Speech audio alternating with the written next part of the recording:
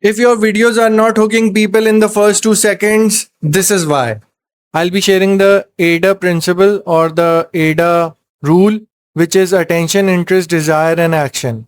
The word if plus a call to action or a direct call out. Your videos makes it personal immediately. It's not talking about hooks in general. It's talking about your problem. That is what stops the thumb from scrolling. Interest in the first 2 seconds is ultra specific. Specificity is what separates a scroll past from a scroll stop. Vague claims, hooks matter, don't hold attention, precise ones do. Desire.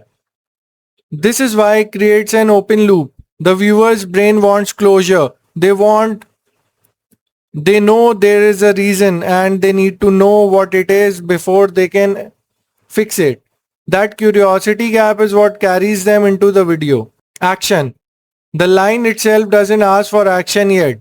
That is what the CTA at the end is for. Its job is purely to buy you the next 10 seconds of watch time.